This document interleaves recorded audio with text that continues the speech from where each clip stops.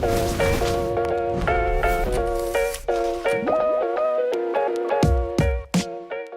everybody, and welcome to another episode of the Ad Project Podcast. As always, I'm your host, Joe Shelerud, and today I'm joined by Mr. Matt Wiklund. Matt, how are you doing today? I am sunburnt. I spent 5 days in 100-degree weather building a deck. Yeah, so if you're watching on video, there could be some flaking action going on. I just wanted to, forewarn you. Yeah. It's been kind of funny, too, because it was like a record hot summer this year. But up here, we didn't really have that many hot days, but like the hottest weekend of the year, you decided to build your deck. I did. Yeah. Yeah. Got a 2-year-old birthday party coming up. Had to get it done, so. Yeah. So I'm crispy today, Joe. I like How that. are you doing? I'm doing good. Good. Not as crispy. So today what we wanted to talk about is key metrics for your advertising. And one that I wanted to hit on, and Matt and I were having a little debate before, and we're like, okay, we should just probably record this on the podcast, is the TACOS metric. So I'm not a big fan of the TACOS metric, and I know a lot of people are leaning towards it, but I really don't like it. And so what we want to go through, I will go through my opinion on why I don't like it. And other metrics I think are more valuable, and Matt can debate me on this. Yeah, I mean, I like TACOS, and here you're throwing out other metrics. Like, we're talking about a standalone metric versus a group of metrics here. Sure. No metric alone tells the full picture. So, if I had to pick one, it would not be TACOS. All right, fair enough. All right, so here's my case. Okay, so TACOS, total advertising cost of sales. All right, and so to measure TACOS, you take your ad spend divided by your total sales. So how this is different from ACoS is that ACoS is just ad spend over ad sales. TACOS is ad spend over total sales. So the theory behind TACOS is that, all right, advertising is taking up a certain amount of margin. So if I have a 10% TACOS, that's taking up 10% of revenue. I agree that it's a great budgeting metric. What I hear people talk about is wanting to reduce TACOS over time. And in theory, this is great because the theory goes, all right, I have my advertising, I have my set budget. If my advertising is helping to drive organic sales, then I'm less reliant on advertising going forward and my margin will improve. So I think that's the big theory behind TACOS. Why I'm not a fan is because as an advertiser, I can set TACOS to whatever I want to tomorrow. All it is just setting the budget. So say I have $10,000 a day in sales. And I want a 10% TACOS. Okay, I can just set my advertising budget to $10,000 or to $1,000. And so as an advertiser, it has no measure of actual advertising performance. Like I could take that $1,000 and I could burn it and have zero impact to the business, but I could always hit a TACOS target. And over time, I could reduce that $1,000 budget to $800 to $500 and burn it every day. And I would still hit my TACOS numbers and I could decrease it over time. And so that's why I don't like TACOS as like the key metric. I think it's an easy way out for advertisers where you don't have to actually relate advertising spend to the true impact. And I can set it and manipulate it any way I want to. So this is the key reason why I don't like TACOS and why I like to go to more performance-based metrics or like the underlying metrics that kind of tie into it.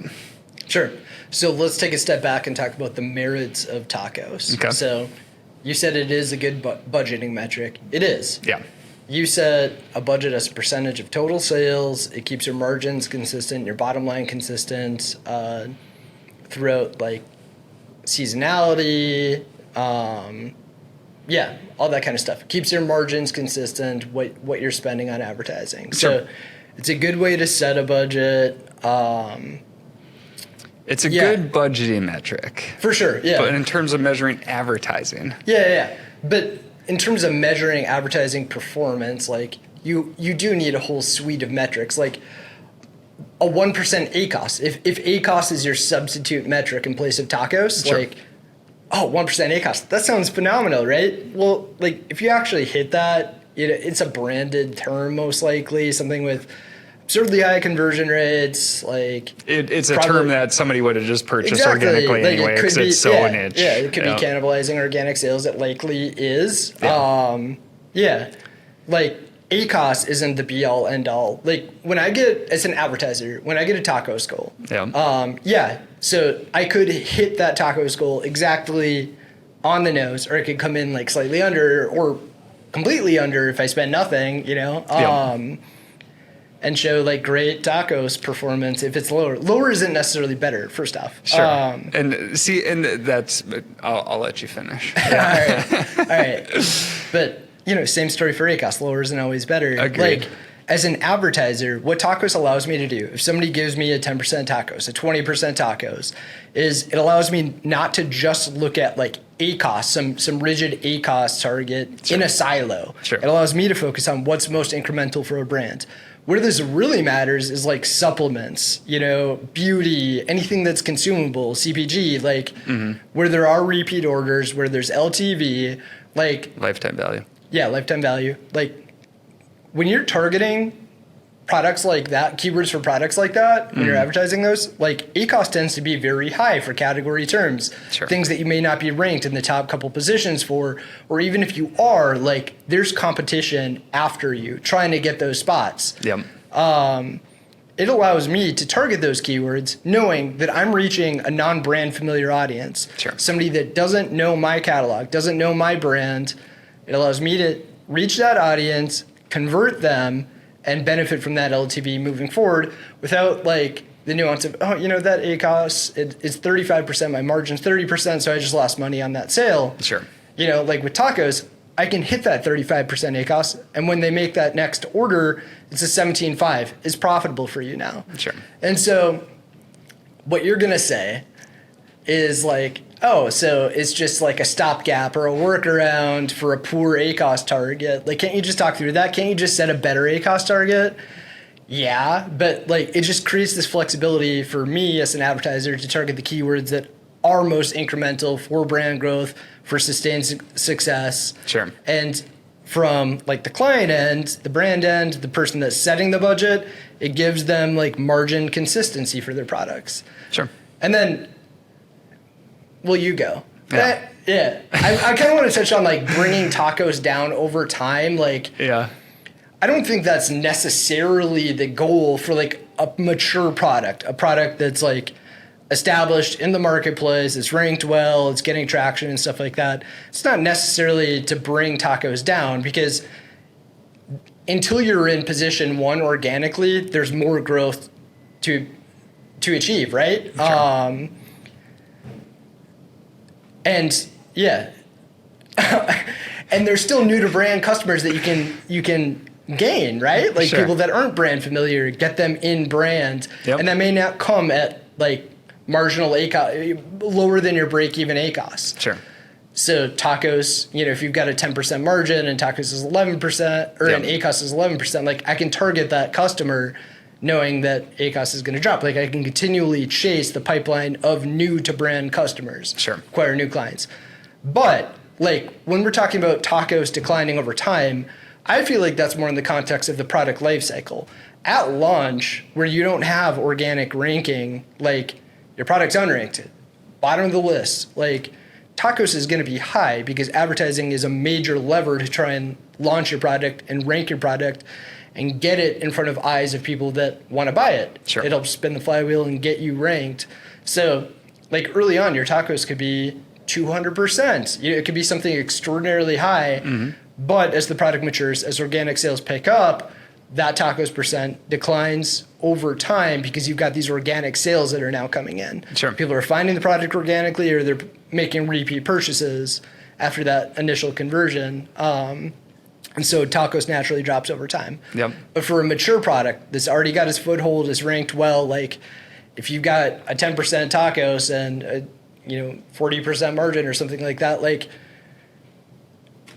9% TACOS, like that's not necessarily a performance gain. I don't think the ultimate goal is necessarily to increase it. It just keeps your budget consistent, your advertising budget consistent throughout these peaks and valleys of seasonality. Like going into Q4, like volume picks up, total sales pick up. You can invest commensurate with that traffic increase, right? Sure. Or out of season, you can drop your budget. It makes sense, but kind of bottom line is it gives me the opportunity to target what's most incremental, even if it comes at a slightly higher ACoS. Like this is what's creating value. This is what's spinning the flywheel, helping organic rank or driving lifetime value. Yeah.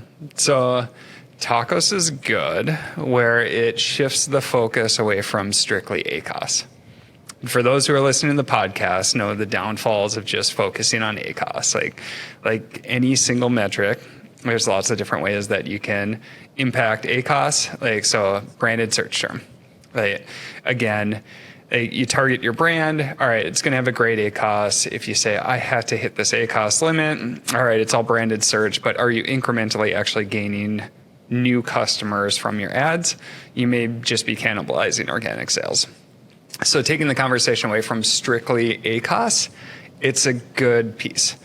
But is TACOS our end goal, and is just sticking to like the straight TACOS target like the key thing?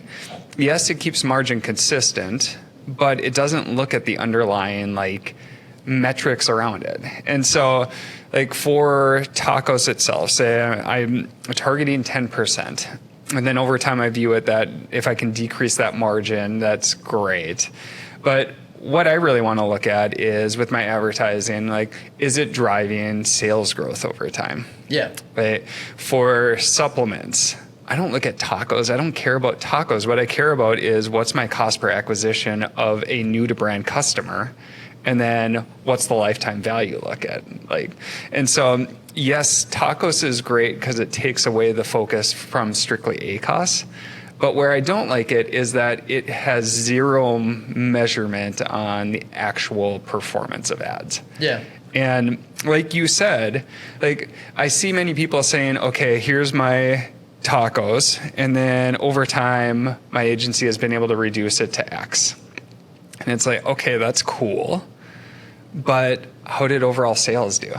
Like, what's the true impact of your advertising from that? Because again, I can just change my budget to hit any TACOS target. I can take you to 0% TACOS tomorrow. I just have to turn off ads. And so by using TACOS as this key directionary metric, I think it's a crutch for agencies to then not have to explain the true efficiency and effectiveness of their ads. And that's my worry when people are really focused on like what's a good TACOS or what's a bad TACOS. There's so many underlying factors that you should be taking into account to make that decision. Product life cycle, like margin. Is it consumable? Like lifetime value, like new to brand versus am I just driving a bunch of branded search through there? Like, there's a bunch of things there. And so that's where I would always want to lean more towards those fundamental metrics that actually measure the impact of my advertising and have that set my TACOS versus the other way around. Yeah. Yeah. It's almost like there isn't a single standalone metric that you can view in terms of success, right? Yeah. Like ACoS can be flawed. Like it doesn't measure incrementality. It doesn't measure the flywheel effect. Yep. TACOS doesn't measure like actual performance. If I'm advertising vitamin C and I just target straight up vitamins, like I can throw our entire budget behind that. It's like, oh, this is a relevant keyword. You know, Sure. like, yeah, if we get ranked for vitamins, like the sky's the limit. Like we're gonna do tons of volume if we're ranked in the top position for that. But that's a massive uphill battle, and it's triggering tons of unrelated search terms or click-throughs that you're probably paying for, even accidental click-throughs that you're paying for. So yeah, it's not like the be all end all for advertising performance, but it is a really good guardrail. It's a good budget metric, and it is like a good formula for giving some flexibility for advertisers to choose what may be incremental without getting boxed in into like profitability. Although profitability on that ad sale. On that, yeah, versus future ad sales. Yeah. So that's the other piece too. Like circling back to TACOS and LTV and stuff like that. Like, if you do know all those metrics, like you can set a good ACoS target. Like, I like TACOS because it gives me the flexibility to figure out the ideal mix of targets and strategy to grow your brand, to grow total sales, sure, and increase budget, not through increasing TACOS percent, maybe even decreasing TACOS, but by expanding total sales, right? Sure. You're spinning the flywheel, generate improving ranking, or getting new customers in the door, new to brand that make future repeat purchases, you know? Yeah. But by itself, it's not a great metric.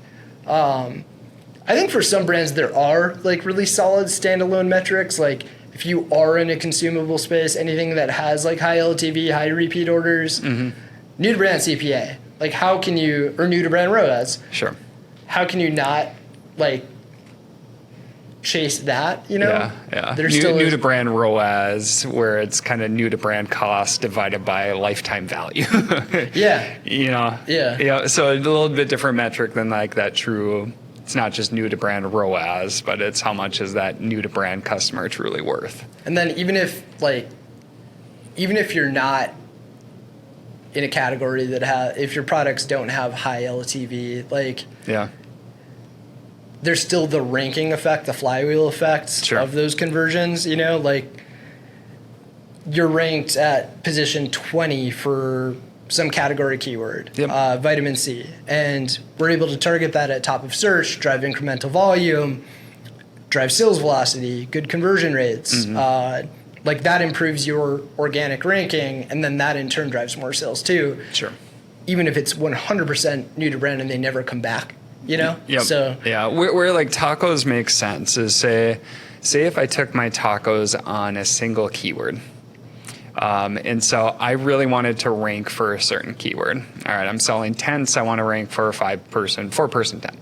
And so what you could do is say, okay, I'm going to increase my TACOS to 20% because I'm going to throw a lot of advertising dollars at this. And then over time, if that, say, top of search ad drives more conversions, which helps your organic ranking, then over time your TACOS should naturally decrease even if you keep your budget the same. What I would say would be a better measure of that is using the search query performance report and checking out my market share for that keyword.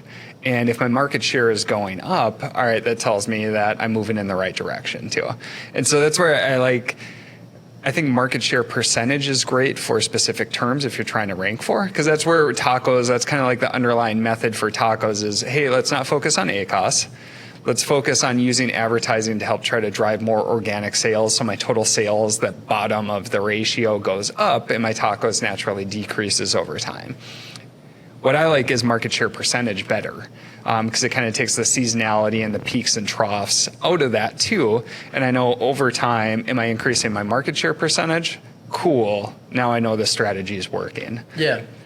Yeah. The weird thing though with like market share metrics is, well, they're not all that accessible. So you get them through the search query performance report, right? And yeah, there may be some new stuff coming out that helps quantify like market share and stuff too.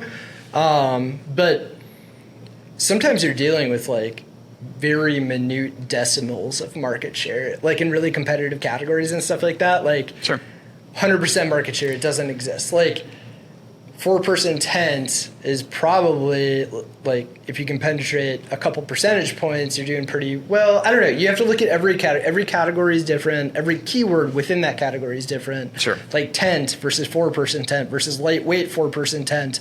Market share is going to differ for every single one of those keywords. So how do you set a benchmark? Like probably just looking at historicals, but where do you start when you're launching a new product? It's kind of challenging. Like, what's my goal market share percent? Yeah. Maybe the goal is just to increase, you know? To the point where you have like sustained success with it, looking at all the other metrics too. Sure. Like even as a standalone metric, it doesn't work, right? Yeah. Yep. Yeah. Yeah, and that's where you have to take margin into account and overall trends. All right, am I gaining or like total sales? And should I keep my foot on the pedal, make sure I'm not making profits now, but in the future as my organic rank continues to go up, now I could be making profits in the future. But again, it's not dictated by that overall TACOS target. Yes, it's a great budget metric, but it doesn't tell me any of the underlying factors on the incrementality of my advertising. Yeah. Which is the key thing. Yes, it gets focus away from ACoS, but which is great because then we've got more control and we can dictate the incrementality. Yeah, and ACoS is still a good metric, you know. Like, yeah. ACoS is still a good metric if used right. Yeah. Yeah, and another area, it's like, all right, so we do a lot of work, say, like in the supplement space that has a high lifetime value or consumables. There's many instances where it's like, I can make the case to totally increase our TACOS. And how I do that is just saying, all right, look at the cost per acquisition for new to brand and look at the total lifetime value that we have. If cost per acquisition is significantly lower than lifetime value and I have the margin for it, like, hey, let's increase our TACOS as much as we can, and it's going to create profits for the company. Yeah, there's some risk that you're driving more and more of your sales through advertising, but if it makes profitable sense and you're growing your customer base, like, why wouldn't you do that? And so, yeah, I'm sure I'll get people who are like, nope, like TACOS, it's the best single metric out there. But as an advertiser, I think it's a crutch. I'd say it's like a good starting point. You know, you set a good TACOS target. You get a healthy budget to allocate to whatever's most incremental, you know, in conjunction with LTV, market share benchmarks, ACoS for sure. Sure. Like category for category, you know, like if we're targeting like incremental category keywords, ACoS can be a great benchmark, like for the tent versus lightweight 4-person tent kind of example. Like they're not necessarily brand aware in either one of those cases. Yeah. ACoS, you know, is maybe 30%, 20% for lightweight 4-person tent if that's what your offering is. Sure. But tent, it could be 100%. Like TACOS, you can throw your full budget behind tent. Where am I going with this? I don't know. I don't know. Yeah. Yeah, I think the key like end to the story is that there's not a single metric we can use with our advertising. But I think the key thing we're always trying to answer is what is the true incrementality with my advertising? And then at what cost does that incrementality come at? At what cost does it take to move another layer up in the funnel? Thank you. That's where I was going with it. Yeah. Sure. Yeah. Yep. So if you like ACoS for a very general term like tent, it's going to be a great measure. The one thing that it doesn't take into account is the potential organic ranking over time, which is where people would say, okay, that's where TACOS really factors in. And if we're taking it down to the keyword level and it's like more general keywords, like that's great. It's just when we talk about an account level TACOS and where it's going and going down over time or up or whatever it is, like the key way I feel like you need to make decisions is to take it down further to the core fundamentals, whether it's total sales, market share percentage for individual keywords, new to brand, lifetime value, ACoS, and margin really is where that ties into in all these different instances. And so, like we always argue, it's not just one metric. Yeah, I completely agree that you need to take it down further, but I think TACOS is a good starting point. Set the budget to set the budget, you know, and then what's the most incremental? So in terms of like market share, tent versus lightweight 4-person tent, to gain, you know, a sizable portion of the market share, lightweight 4-person tent, like if that's your product, it's going to be far easier to gain market share for it because it's very relevant. It's very niche. There are fewer searches. There are fewer competitors.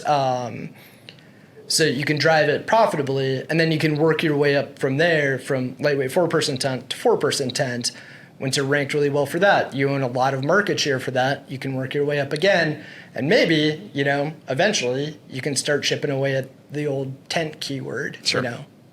Sure. Yeah. Yep. So I agree. Great starting point. And then it's all the underlying metrics after that. So it's a good discussion. I like it. So for anybody listening, if you disagree, especially with me, because I'm not a big TACOS fan, let us know. Let us know what we're missing. Always love the discussion and love the debate. And follow us on LinkedIn. Check out our mailing list. We're sending out new features. I'm sure I'll be doing a post on my view on TACOS coming up too, so you can see what comments we get there. It's just tough because it's hard to explain this all in a single post too, but I'll try to summarize it down. So any other final words, closing thoughts? No. Sounds good. Well, as always, we really appreciate you listening to this episode of the Project Podcast, and we'll see you on the next episode.